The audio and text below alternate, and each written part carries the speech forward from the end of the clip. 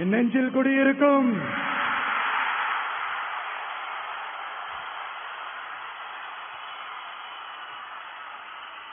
தமிழக மக்கள் உங்கள் அனைவருக்கும் என்னுடைய வணக்கமும் என்னுடைய நன்றிகளும். குறிப்பா திருச்சி கிழக்கு தொகுதி மக்கள் உங்கள் அனைவருக்கும் என்னுடைய ஸ்பெஷல் வணக்கமும் ஸ்பெஷல் நன்றிகளும். இதை நான் ஏன் இப்படி சொல்றேன்னா, என்ன இப்போ பெரம்பூர் தொகுதி எம்எல்ஏன்னு தான் சொல்லுவாங்க. பட் ஆனா அது எலெக்ஷன் கமிஷனோட அந்த சட்ட விதிகளுக்கு மட்டும்தான் அப்படி. ஆனா என்ன பொறுத்த வரைக்கும், தமிழ்நாட்டை பொறுத்த வரைக்கும், தமிழ்நாட்டுக்கு எப்படி திருச்சி ஒரு இதயம் மாறியோ,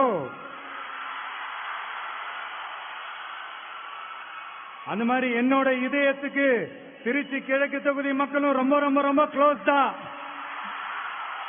அதுல எந்த மாற்றமும் கிடையாது. சரிங்களா?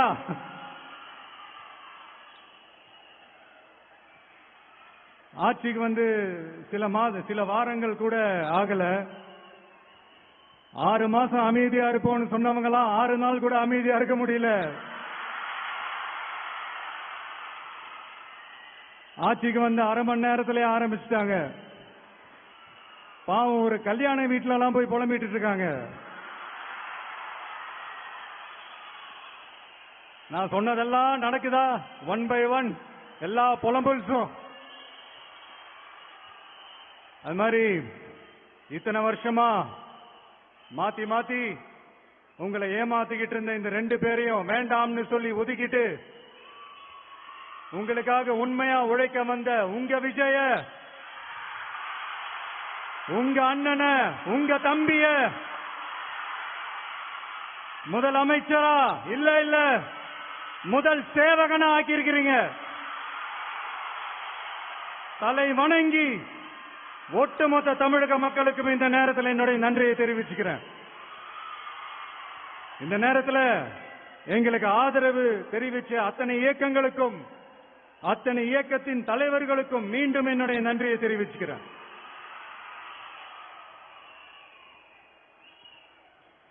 புரட்சி தலைவர் எம்ஜிஆர் அவர்களுடைய முதல் தேர்தலில் கூட இந்த அளவுக்கு ஒரு ஓட் பர்சன்டேஜ் வாங்கல அப்படின்ட்டு நிறைய பேர் சொன்னாங்க. ஆனா நீங்க டிவி கேட்க அவ்வளவு நீங்க ஆதரிச்சிருக்கிறீங்க. நான் எம்ஜிஆர் அவர்களோட எல்லாம் நான் கம்பேர் பண்ணல. எம்ஜிஆர் தான். ஆனா நாம பெரியார், அண்ணா, எம்ஜிஆர் அவர்கள் வழியில ஒரு அன்பா உழைக்க வந்த உங்க விஜய், அவ்வளவுதான். 1977ல நீங்க போடாத ஓட்ட 2026ல நீங்க போட்டிருக்கிறீங்க. என்ன ஒண்ணு, இன்னும் கொஞ்சம் அதிகமா ஆதரிச்சிருந்தீங்கன்னா கொஞ்சம் நல்லா இருந்திருக்கும்.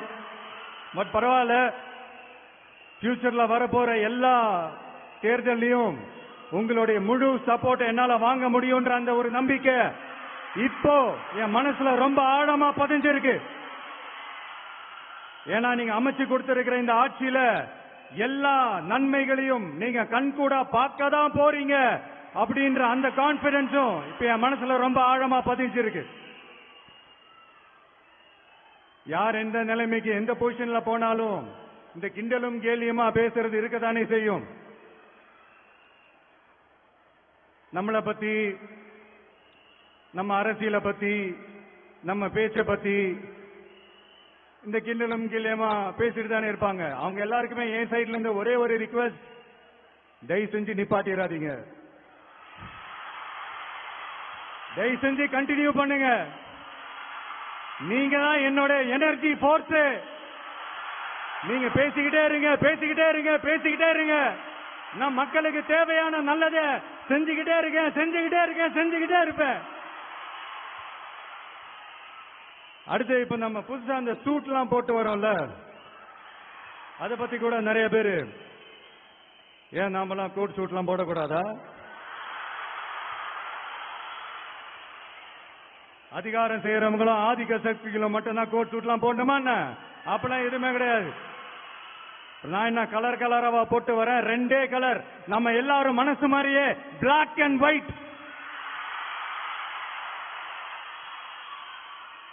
எல்லாத்திலும் பிளாக் அண்ட் ஒயிட்டா இந்த விஜய் இருப்பான் அப்படின்னு காட்டுறதுக்கு தான் அந்த கலர். அடுத்து அந்த பிளாக் கூட யாரை குறிக்கும் எதை குறிக்கும்ன்றது நான் சொல்லிதான் தெரியணும்னு அவசியம் இல்லை, அது உங்களுக்கே நல்லா தெரியும். எல்லாத்துக்கும் இப்படி வழக்கம் சொல்லிக்கிட்டு நசன் பேசுற டைப்பும் நம்ம கிடையாது, உங்களுக்கே தெரியும். அதிகபட்சமா எல்லா மீட்டிங்லும் 20 நிமிஷம்குள்ளதான் நான் பேசியிருக்கிறேன். அதனால இப்ப மக்கள் என்கிட்ட என்ன சொல்றாங்க அப்படின்னா, இந்தப்பா விஜய், நீ எங்களுக்காக உழைக்கிறதுக்காக வந்திருக்கிற, அந்த வேலையை மட்டும் பாரு, உன்னை பத்தி பேசுறவங்கள நாங்க பாத்துக்கிறோம்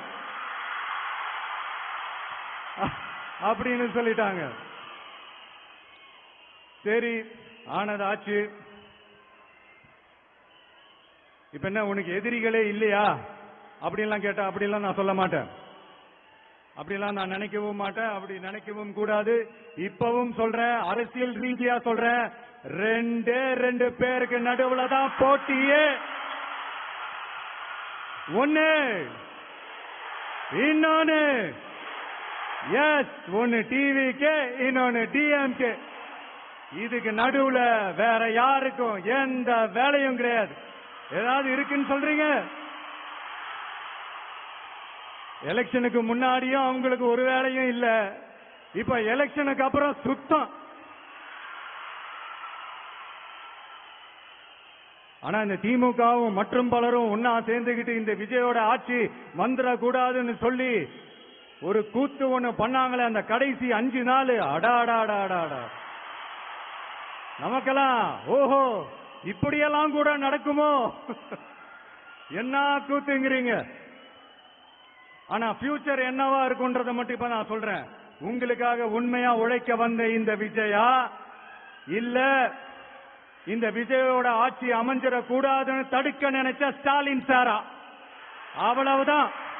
இதுக்கு நடுவுல வேற யாரும் எந்த அல்லு சில்லும் உள்ள வந்து நம்மளை தடுக்கிறதோ எதிர்க்கிறதோ ஏதாவது பண்ணாங்கன்னா நிர்வாகம் அதுக்கு பொறுப்பில்லை ராஜா, நிர்வாகம் அதுக்கு பொறுப்பில்லை.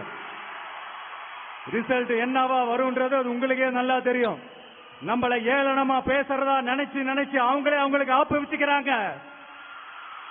திமுக நம்மளை தடுக்க, திமுக நம்மளை எதிர்க்க, திமுக நம்மளை அவமானப்படுத்த அத்தனையும் நமக்கு நன்மையே.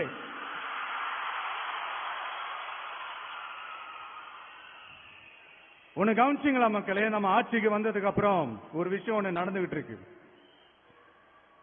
இது இந்த ஜென்சி தலைமுறையை அட்ராக்ட் பண்றதுக்காக இங்கிலீஷ் தமிழ் கலந்த அறிக்கை, அது சொல்ல வந்து நினைச்சீங்களா? அந்த காமெடி எல்லாம் கிடையாது. அடுத்து இந்த ரியாலிட்டியை மறந்துட்டு இந்த ரீல்ஸ் போடுறது, அது சொல்ல வந்தீங்களா? அந்த காமெடியும் கிடையாது. இது சீரியஸா ஒரு விஷயம் நடந்துகிட்டு இருக்கு. முன்னெல்லாம் சட்டசபையில யார் பேசினா நமக்கு என்ன, யார் அடிச்சுக்கிட்டா நமக்கு என்னன்னு இருந்த கூட்டம்லாம் இப்ப சட்டசபையில என்ன நடக்குது, என்ன பேசிக்கிறாங்கன்றது ரொம்ப உன்னிப்பா கவனிக்கிறாங்க. கவனிச்சீங்களா? திமுக ஸ்டைலே சொல்லணும்னா ரீல்ஸ் போட்ட கூட்டம்லாம் இப்ப நியூஸ் பார்த்துக்கிட்டு இருக்கிறாங்க. அதுல நமக்கு சந்தோஷம் தான், பெருமை தான். நம்மளுடைய யங்ஸ்டர்ஸ், நம்ம பெண்கள் எல்லாம் அந்த அரசியல் என்னன்னு தெரிஞ்சுக்கணும், அந்த அரசியல் என்னன்னு புரிஞ்சுக்கணும்னு அப்படி ஒரு விழிப்புணர்வு ஏற்பட்டிருக்கு. அதுல எங்களுக்கு சந்தோஷம் தான்.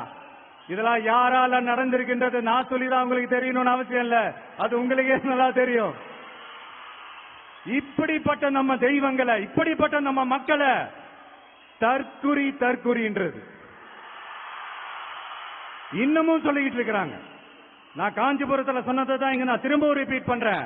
நீங்க தற்குறின்னு சொன்னீங்களே, அவங்க தான் உங்களோட அரசியல் வாழ்க்கையே ஒரு கேள்விக்குறி ஆக்கி இருக்கிறாங்க. கேள்விக்குறி ஆக்கிட்டாங்க, இன்னமும் ஆக்க போறாங்க. அன்னைக்கு நான் சொன்னப்போ சிரிச்சவங்க எல்லாம் இன்னைக்கு என்ன பண்ண போறாங்களோ. உண்மையை சொன்னாதான் அந்த கூட்டத்துக்கு கசக்குமே. உண்மையிலே நீங்க மக்கள் மனசை புரிஞ்சு வச்சிருந்தீங்கன்னா நீங்க இப்படி மக்களை தப்பாவே பேசியிருக்க மாட்டீங்க. அது என்ன, அப்புறம் அரசியல் புரிதல் இல்லாம மக்கள் நமக்கு ஓட்டு போட்டுட்டாங்களாம். இந்த கவர்ச்சியில மயங்கி மக்கள் நமக்கு ஓட்டு போட்டுட்டாங்களா? நான் என்ன, சரி விடுங்க.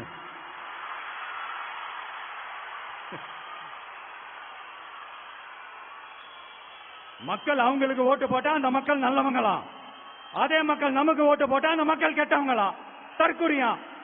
இதே மக்கள் தான் இத்தனை வருஷமா அவங்களுக்கு ஓட்டு போட்டுட்டு இருந்தாங்க. உங்களுக்கு மட்டும் என்ன, வேற ஏதாவது பிளானட்ல இருந்து குதிச்சு ஓட்டு போட்டு போனாங்களா? தற்கொலையாமா, தற்கொலை நல்லா வருது, வேணான்னு பாக்குறேன். எங்க அண்ணன் விஜயகாந்த் அண்ணன் சொல்ற மாதிரி, அண்ணா அவர்கள் ஆரம்பிச்ச கட்சிய ஒரு அடிமை கூடாரமா ஆக்குனது யாருங்க சார்? இப்படி எல்லாம் ஆக்கிட்டு உண்மையை சொல்லு உடன்பிறப்பேவா. உங்களோட அந்த உண்மையான உடன்பிறப்புக்கெல்லாம் என்ன சொல்றாங்க தெரியுமா சார்? திமுக இப்படி ஆனதுக்கு காரணம், அந்த காரணத்தை வெளியில எல்லாம் போய் தேடாதீங்க, உங்க குடும்பத்துக்குள்ளே கேளுங்கிறாங்க. உங்களுக்காக மாடா உழைச்சி தேஞ்சு போய் கிடக்கிறோம். திமுக இப்படி ஆனதுக்கு காரணம் உழைக்காம சொகுசா இருக்கிற உங்க குடும்பத்துக்குள்ளேயே போய் கேளுங்கிறாங்க. ஒவ்வொரு திமுக தொண்டனும் அதை சொல்றாங்க. அதை புரிஞ்சுக்காம நம்மளையும் நம்ம மக்களையும் தப்பா பேசிக்கிட்டு, நீங்க மக்களை தப்பா பேசுனீங்கன்னா இந்த விஜய் வந்து கேள்வி கேட்பான், சும்மா இருக்க மாட்டான். இந்த விஜயும் தமிழ்நாட்டு மக்களும் வேறு வேறு இல்லை. இந்த விஜய் தான் தமிழ்நாட்டு மக்களோட ஒரு உண்மையான ஒரே பிரதிநிதி. இது இன்னைக்கும் சரி, நாளைக்கும் சரி, நாளன்னைக்கும் சரி, இதுதான் நிஜம்.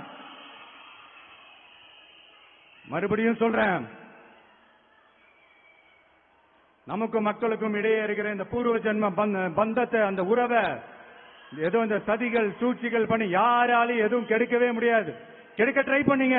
நம்ம ஆட்சிக்கெல்லாம் வரதுக்கு முன்னாடி என்ன சதிகள், என்ன சூழ்ச்சிகள், என்னென்னலாம் பண்ணி எப்படி எப்படியெல்லாம் தடுத்துடலான்னு.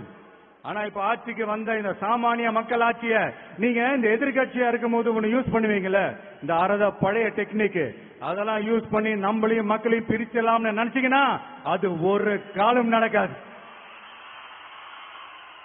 மக்கள்லாம் ரொம்ப தெளிவாயிட்டாங்க சார், ரொம்ப தெளிவாயிட்டாங்க. அதனால ஒரு ஆக்கப்பூர்வமான ஒரு எதிர்கட்சியா செயல்பட்டு மக்கள் மனசை வெல்ல பாருங்க. இந்த கடைசி லாஸ்ட் 1 மந்தா நடந்த ஒரு சில விஷயங்கள் உங்ககிட்ட நான் ஷேர் பண்ணணும்னு ஆசைப்படுறேன். இந்த 200 யூனிட் மின்சாரம், கட்டணமில்லா மின்சாரம் அறிவிச்சோம். அதுல ஆல்ரெடி இருந்த 100 யூனிட் திமுக கொடுத்தது கிடையாது. மேடம் ஜெயலலிதா மேடம் இருந்தப்போ செஞ்சுட்டு போனது. ஸ்டாலின் சார் பதவி போன அந்த கடுப்புல அறிக்கையா விட்டு தள்ளிக்கிட்டு இருக்கிறாரு. என்ன பண்ணீங்க உங்களுடைய ஆட்சியில? மக்கள் பணத்தை, டாஸ்மாக்ல இருந்து அடிச்ச அந்த பணத்தை, ஊழல் செஞ்ச அந்த ஃபைல க்ளோஸ் பண்றதுக்கு அலையா அலைஞ்சிங்க.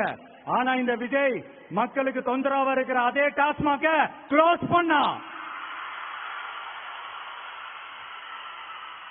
விவசாயிகளோட அந்த கடனை தள்ளுபடி மேக்சிமம் இந்த 1 மந்த்ல என்ன செய்ய முடியுமோ அத செஞ்சான். நீங்க தான் அந்த நிதி சம்பந்தமா இருக்கிற எல்லா கேட்டையும் லாக் பண்ணி வச்சுட்டு போயிருக்கிறீங்க. அதை சரி செய்ய வேணாமா? அதை ஒழுங்குபடுத்த வேணாமா? அதனால மறுபடியும் சொல்றேன், இந்த விஜய் பொய் சொல்லி ஏமாத்துறதுக்காக எல்லாம் அரசியலுக்கு வரல. உங்க கூடவே நிக்கிறதுக்காக மட்டும்தான் அரசியலுக்கு வந்திருக்கிறேன். அதுல எந்த மாற்று கருத்துமே கிடையாது. கவலையப்படாதீங்க விவசாய பெருமக்களே. அடுத்து இந்த சட்டம் ஒழுங்கு, அது சரியில்லை இது சரியில்லைன்னு சொல்லி திமுகவும் மற்றும் பலரும் மாறி மாறி கூவுறீங்க. நான் ஒண்ணு கேட்கிறேன், இந்த மாடல் அரசுன்னு சொல்றீங்களே, அதுல என்ன செஞ்சு வச்சுட்டு போயிருக்கீங்க? ஒரு ஊரு விடாம, ஒரு தெரு விடாம போதை பொருள் கலாச்சாரம் அப்படியே ஸ்ப்ரெட் ஆகி கொட்டி கிடக்குது. அது அப்பவே இனிஷியல் ஸ்டேஜ் அதை நீங்க கண்ட்ரோல் பண்ணிருந்தீங்கன்னா இத்தனை பெண் குழந்தைகளை, இத்தனை பெண்களை இழக்க வேண்டிய ஒரு சூழ்நிலை ஏற்பட்டிருக்குமா? எல்லாத்தையும் பண்ணிட்டு பழியை தூக்கி ஏன் மேல போடுறாங்க. நீங்க என்ன பழி நம்ம மேல போட்டாலும் மக்கள் நிம்மதியா வாழக்கூடிய அந்த செயலை கண்டிப்பா இந்த விஜய் செஞ்சுதான் காட்டுவான். அதுக்காக தான் எபிஷியன்டான போலீஸ் ஆபீசர்ஸ் அப்பாயிண்ட் பண்ணிருக்கிறேன். எபிஷியன்டான அந்த போலீஸ் ஆபீசர்ஸ் டீம் அப்பாயிண்ட் பண்ணிருக்கிறேன். பெண்கள் பாதுகாப்பான அந்த சிங்க பெண் காவல் படை நெக்ஸ்ட் வீக் அதை இனாகரேட் பண்ண போறோம். தப்பு செஞ்சவங்களுக்கான தண்டனை, அதுக்கான சார்ஜ் ஷீட் எல்லாமே ரொம்ப ஃபாஸ்டா, ரொம்ப ஸ்பீடா செய்யறதுக்கான அந்த வேலையை செய்ய சொல்லி இருக்கிறோம். கோர்ட்ல கூட தப்பு செஞ்சவங்களுக்கான அந்த கடுமையான தண்டனை வாங்கி கொடுக்கிறதுக்கான அந்த வேலையையும் ரொம்ப சீக்கிரமா செய்ய சொல்லி இருக்கிறோம். அதனால நீங்க என்ன பழி நம்ம மேல போட்டாலும் உண்மையா உறுதியா மக்களுக்கு தேவையான எல்லா விஷயங்களையும் இந்த விஜய் செஞ்சு தான் காட்டுவான். இப்படி எல்லாம் நம்ம சொல்றதுனால இவங்க என்ன சொல்லுவாங்க தெரியுமா? அவங்க தான் ஆட்சியிலே இல்லையே, அப்புறம் ஏங்க அவங்கள குறை சொல்றீங்க அப்படின்னு கேட்பாங்க. வேர்ல வெந்நிய ஊத்திட்டு போனவங்கள வெளிச்சம் போட்டு காட்டாம பின்ன வேற என்ன சொல்லுவாங்க? இதெல்லாம் மக்கள் கிட்ட நம்ம தெளிவா எடுத்து சொல்லணும் இல்லையா? அதுக்காக தான் இதெல்லாம் சொல்லிட்டு இருக்கிறேன். நாம மக்களுக்காக இவ்வளவு வேலை பார்க்கிறோம்.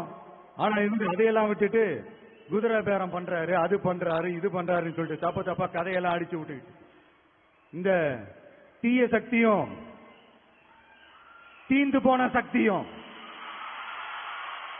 அதாங்க திமுகவும் மற்றும் பலரும் ஒன்னா சேர்ந்துகிட்டு திருட்டுத்தனமா யாருக்கும் தெரியாம ஒரு ஓரமா மூலையில உட்கார்ந்துட்டு பேரம் பேசி கூட்டு சேர்ந்து ஆட்சி அமைச்சு கொள்ளையடிக்க திட்டம் போட்டாங்க. அது ஏன் தெரியுமா? உங்களோட இந்த டிவிக்கு ஆட்சி அமைஞ்சா அவங்க பொழப்பே போயிடும். அந்த கொள்ளையடிக்கிறது, லஞ்சம், ஊழல் எல்லாமே கத்தம் கத்தம். அதான் இந்த காரணம். அடுத்து ஸ்டாலின் சார், திமுக இப்போ தீய சக்தி மட்டும் இல்ல, மக்களை விட்டு ரொம்ப தூரமா போன தூர சக்தி, ஓர சக்தி, கோர சக்தி, பார சக்தி. நீங்க எப்போ இந்த தீந்து போன சக்தியோட நீங்க கூட்டு சேர்ந்துகிட்டு ஆட்சி அமைக்கணும்னு நினைச்சீங்களோ அப்பவே இந்த திமுக தூர்த்து போன சக்தியாகவும் ஆயிடுச்சு. நீங்களாம் நம்மளை பத்தி அவதூறு பேசலாமா சார்? இது நியாயமா? மக்களை இவ்வளவு பெரிய மக்கள் சக்தி நம்மளோடு இருக்கும் போது நமக்கு எதுக்கு வேற அரசியல்? எலெக்ஷன்ல 50-60 வருஷமா இருந்த சாதிய உடைச்சிருக்கிறோம், மதத்தை உடைச்சிருக்கிறோம், காசு கொடுத்து ஓட்டு வாங்கறத உடைச்சிருக்கிறோம். நாம எது செஞ்சாலும் கான்ஸ்டிடியூஷன்ல தான் செய்வோம். நாம சிங்கிள் மெஜாரிட்டி வாங்கி இருந்தாலும் நம்மள நம்பி முறையா கூட்டணியில கட்சியில ஆதரிக்க வர்றவங்களை அரவணைச்சு தான் இருப்போம். நான் இப்பவும் மீண்டும் டிக்ளேர் பண்றேன், டிவிகே ஆட்சி எந்த பாகுபாடும் இல்லாம எல்லாருக்குமான ஒரு ஆட்சியா தான் இருக்கும். அதுல எந்த மாற்றமும் கிடையாது. ஸ்டாலின் சார் மாதிரி ஊசலாட்டம் இருக்கவே இருக்காது. மதச்சார்பற்ற கொள்கையில சமரசமே இல்லை. மாநில உரிமைகள்ல விட்டு கொடுக்கவே மாட்டோம். நதி நீர் உரிமைகளை விட்டு கொடுக்கவே மாட்டோம். சமூக நீதி, சம நீதிய, சமத்துவ நீதிய ஒரு நாளும் விட்டு கொடுக்கவே மாட்டோம். அதனால திருச்சி கிழக்கு தொகுதி மக்களே, தமிழ்நாட்டில் இருக்கிற 234 தொகுதியும் நம்ம தொகுதி தான். அதுல எந்த கட்சி ஜெயிச்சிருந்தாலும் அது நம்ம தொகுதி தான். பெரம்பூரா இருக்கட்டும், திருச்சி கிழக்கா இருக்கட்டும், எனக்கு 2 கண்கள் மாதிரி. அதுவும் திருச்சி கிழக்கு என் செல்ல புள்ள மாதிரி. அதனால வரப்போற இடைத்தேர்தல்ல உங்க வீட்டில் இருக்கிற ஒருத்தரை, உங்கள ஒருத்தரை தான் வேட்பாளரா நிக்க வைக்க போறோம். நீங்க எப்படி இந்த விஜய்க்கு ஆதரவு கொடுத்து ஓட்டு போட்டு ஜெயிக்க வச்சீங்களோ அதே மாதிரி வரப்போற இடைத்தேர்தல்ல உங்களுடைய அந்த வேட்பாளரையும் ஜெயிக்க வைப்பீங்கன்ற அந்த ஒரு நம்பிக்கை நான் முழுமையாக தான் நம்புறேன். உங்களுக்காக உழைக்க வந்திருக்கிறேன். உங்களுக்காக எல்லா விஷயத்தையும் நான் பார்த்து பார்த்து செய்வேன். ஊழல் இல்லாத, லஞ்சம் இல்லாத ஒரு ஆட்சியை நான் கொடுப்பேன். I understand. ஒரே நாள் அது நடக்காததான், மேஜிக் இல்ல, பட் ஒரு நாள் அதை நான் நடக்க வைப்பேன். எனக்கு இப்ப வேற எந்த வேலையும் இல்ல, உங்களுக்காக உழைக்கிறத தவிர. என் கடன் இனி என் மக்களுக்கு பணி செய்து கிடைப்பதே. மீண்டும் என்னை ஜெயிக்க வச்ச தமிழக மக்களுக்கும் திருச்சி கிழக்கு தொகுதி மக்களுக்கும் மீண்டும் என்னுடைய நன்றியை தெரிவிச்சுக்கிட்டு கான்பிடண்டா இருங்க, நல்லதே நடக்கும், வெற்றி நிச்சயம். மீண்டும் சந்திக்கும் வரை நன்றி, வணக்கம்.